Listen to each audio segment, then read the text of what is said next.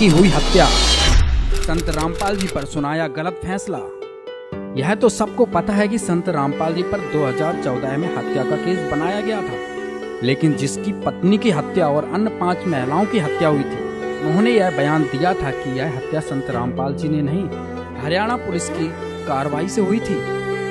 जब शिकायतकर्ता ही कह रहा है कि संत रामपाल जी के खिलाफ हमने कोई एफआईआर नहीं की, फिर संत रामपाल जी को किस आधार से दोषी बनाया गया?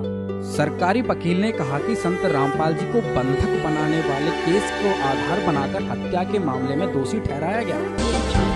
सर, किस तरह के स्ट्रॉन्ग पॉइंट थे जिसके आधार पर कोर्ट ने ये माना कि रामपाल और ये तमाम जो अनुयायी हैं दोषी हैं?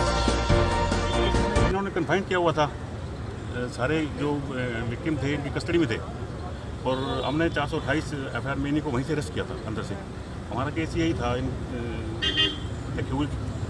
इन्होंने कन्फाइन किया हुआ था फोर्सफुली, और वो बाहर आना चाहते थे लेकिन इन्होंने आने नहीं दिया, यानी बंधक बना कर रखा हुआ था। आपको बता दें कि संत रामपाल जी को पिछले साल ही बंधक बनाने वाले केस में बाइज्जत बरी कर दिया गया था। जब संत रामपाल जी ने किसी को बंधक बनाया ही नहीं था, तो फिर हत्या का आरोप किस वजह से लगा दिया गया? यह बात एफआईआर कर्ता भी स्पष्ट कर चुके हैं, जिनका आधार पुलिस वालों ने लगाया था कि शिकायतकर्ताओं ने हमें शिकायत दी है कि संत रामपाल जी ने इन लोगों की हत्या की। अब वो शिकायतकर्ता ही मना कर रहे हैं कि हमने ऐसी कोई एफआईआर नहीं दी थी। पुलिस वालों ने कोरे कागज पे साइन करा के ये मनगढ़ंत कहानी बनाई थी और संत रामपाल जी पर झूठा आरोप लगाया था। उनकी मौत पुलिस वालों के कारण हुई है। जो पुलिस कार्रवाई पुलिस ने की है आश्रम के ऊपर है, उसकी वजह से ही मेरी माँ की मौत। पुलिस ने भक्तों की कोई नहीं सुनी, उनके ऊपर लाठीचार्ज कर दिया, आंसू गैस के गोले, पानी की बौछार कर दी, जिसके कारण 5 महिलाएं, 1 बच्चे की मौत हो गई, उनमें से एक मेरी मौत। हरियाणा के बहुचर्चित बरवाला कांड मामले में हुआ हैरान करने वाला खुलासा। पुलिस और सरकार पर बेहद सनसनीखेज खुलासा किया है खुद शिवपाल सिंह ने।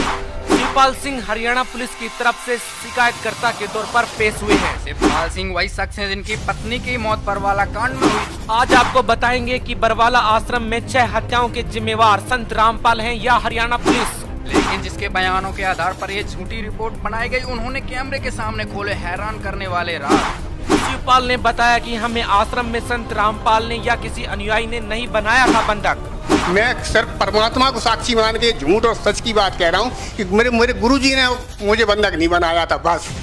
ना मुझे किसी आश्रम के किसी भगत ने बंधक बनाया था जबरदस्ती। मैं सिर्फ पुलिस के डर से बाहर नहीं निकल रहा था। शिवपाल ने यह भी बताया कि असल में पुलिस ने उनको आश्रम से बाहर निकलने ही नहीं दिया, मतलब समर्थकों को बंधक पुलिस ने ही बनाया। मैंने जो मीडिया को बात बताई कि भाई हम पुलिस वालों ने मुझे बंधक बना रखा था, कि उनकी गाड़ियां नहीं लगा रखी थी, गुरुजी की गाड़ियां सब खींच रखी हैं, रोडवेज लगा रखी है, वो दिखावा था सर पे। शिवपाल ने यह भी बताया कि 4 दिन से पुलिस ने आश्रम का बिजली पानी काट दिया था। 18 तारीख तक उनने फिर बिजली पानी राशन आना जाना भी बंद कर दिया, बाहर की कोई चीज़ अंदर आने नहीं दे रहे थे। तो पुलिस वाले, हम देखा कि पुलिस वाले को फोन आ रहे थे, वो पुलिस वाले मारपीट भी कर रहे हैं, इधर उधर छोड़ रहे हैं।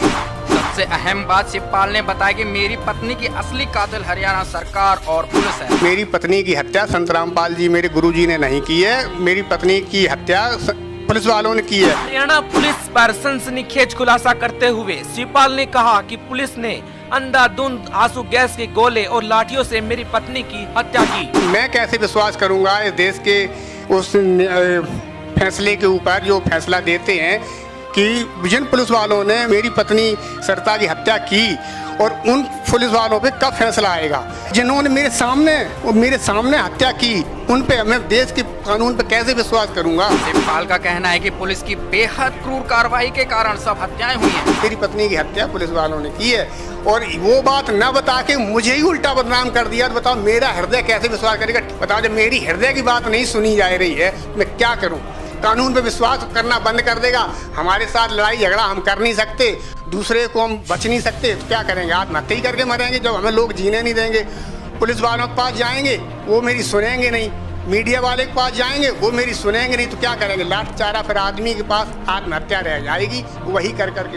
इस पूरी दर्दनाक आपबीती को जानने के बाद हम सरकार से पूछना चाहते हैं की हत्या पुलिस ने की तो FIR संत रामपाल पर क्यों दर्ज की गई? शिवपाल ने कहा, मैंने कोई FIR संत रामपाल के खिलाफ दर्ज नहीं की।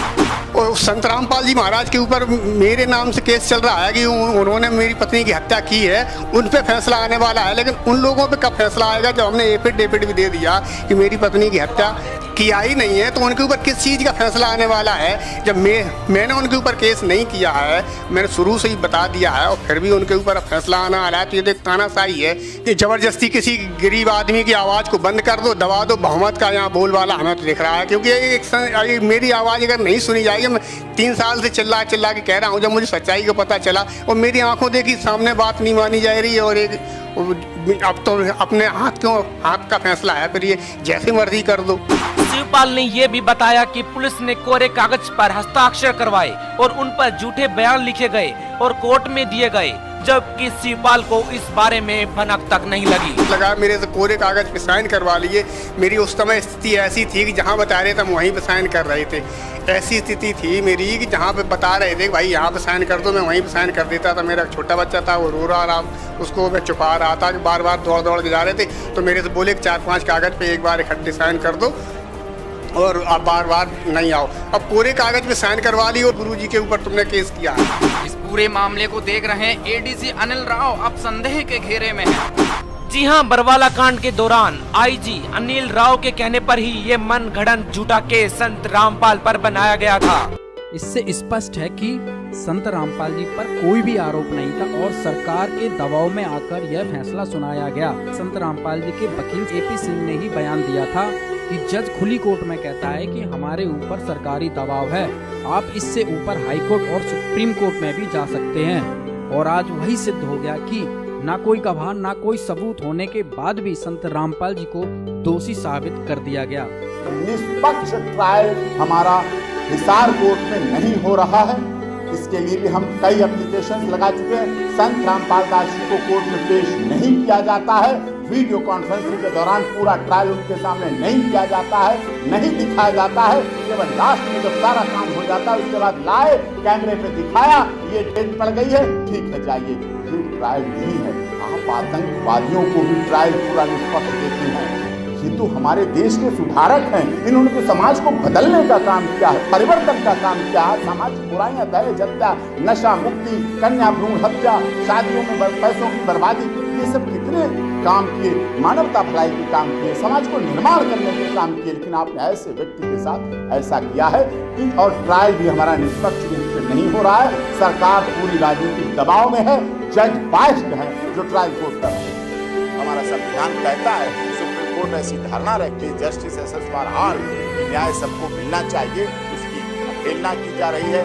न्यायालय ये भी कहता है कि 99 दोषी छूट जाएं, चाहे 99 दोषी छूट जाएं, लेकिन किसी एक निर्दोष को सजा नहीं होनी चाहिए। और यहाँ निर्दोषों की पूरी तरह से ये सब हो रहा है। आपने देखा कंप्लेनेंट क्या कह रहा है, उसी की पत्नी मरी और उसी के गुरुजी पर उसी के द्वारा केस बना दिया गया। इससे बड़ी और बर्बरता क्या होगी, इससे बड़ी ह्यूमन राइट्स वायलेशन क्या होगा। लेकिन दुख ये है कि 18, 11, 14, 16, 11, 14 इस प्रकरण में ह्यूमन राइट्स कमीशन ने क्या आज तक संज्ञान लिया। जब वो ये बात कोर्ट में बोल रहा है, ट्रायल में बोल रहा है, अपनी गवाही में बोल रहा है, जब सम्मान देकर उसे बुलाएगा तब बोल रहा है, उसकी बात नहीं रिकॉर्ड की जाए। जब वो ये कह रहा है हमसे ब्लैंक पेपर पे साइन करा के ये झूठा केस बना दिया गया। कोई संत रामपाल दास जी महाराज का इस केस में और उनके अनुयायियों का और सतलोक आश्रम के किसी व्यक्ति का इसमें कोई हाथ नहीं है, कोई किसी तरह से नहीं है उनके द्वारा। वो तो जीवन देते हैं। जब वो ये बोलता है कि वो तो जीवन देने वाले हैं, मेरा तो जीवन बदल गया उनके यहाँ आश्रम में आने से, मेरा जीवन परिवर्तन हो गया, मुझे तो जिंदगी मिल गई। जब वो ये बोलता है कोर्ट में तो कह दिया जाता है नहीं ये नहीं लिखा जाएगा, ये रिकॉर्ड में नहीं लिया जाएगा, ये कुछ नहीं लिया जाएगा। तो जब सच्चाई नहीं ले जा रही है तो कसम खा के जब गवाह बोलता है, मैं मानता हूँ कानून की देवी की आंखों में पट्टी बनी, लेकिन उसके कान तो खोल के रखे गए हैं संविधान निर्माताओं ने। वो देख नहीं सकती लेकिन सुन तो सकती है, और सुनने पर भी उसको पाबंदी लगा दी जाती है, बोलने पर भी पाबंदी लगा दी जाती है। वो साफ तौर पर कोई भी बात बोले, ये ट्रायल की बात है। जिन 6 भक्तों की मौत का दोषी करार संत रामपाल जी महाराज को बताया जा रहा है, उनके परिजनों के कुछ सवाल हैं। जब हम दोषी पुलिस वालों को बता रहे हैं तो आप संत रामपाल जी को सजा क्यों सुना रहे हैं? हम कोई एफआईआर नहीं कटवा रहे हैं तो आप जबरदस्ती एफआईआर क्यों काट रहे हैं? आप न्याय किसे दे रहे हैं, सरकार को या पुलिस को? क्योंकि हमारे परिवार वालों के हत्यारे पुलिस वाले तो आपके सामने खड़े हंस रहे हैं कि ये जो केस बनाए गए पूरी तरह से झूठ थे। 429/14, 430 क्योंकि इसमें शिकायतकर्ता जो कंप्लेंट है, जिनके परिवार वालों की, पत्नी की, माँ की, बच्चों की मौत हुई, उन्होंने भी साफ तौर पे इस समय कोर्ट में कहा, गवाही में कहा, बयानों में कहा, खुलेआम कहा कि एक्सपायर्ड आंसू गैस के गोलों की वजह से, दम घुटने से मौत हुई हमारे परिवार वालों को। उसमें संत रामपाल दास जी और उनके अनुयायी कोई दोष नहीं है, क्योंकि वो तो जीवन देते हैं। संत रामपाल दास जी ने सदैव नशा मुक्त समाज, जातिवाद रहित समाज और कन्या भ्रूण हत्या को रोकने, दहेज रहित शादियां करने के लिए समाज बनाने का काम किया, समाज तोड़ने का काम भी नहीं किया है कि पिता अपनी संतानों की हत्या कर देगा अपने आश्रम में। संत रामपाल दास जी ने साफ तौर पे कहा, सत्य परेशान हो सकता है, ये परेशानियां हैं, पराजित कभी नहीं हो सकता। अभी हमारे पास हाई कोर्ट है, हमारे पास सुप्रीम कोर्ट है, लंदन ट्रायल कोर्ट।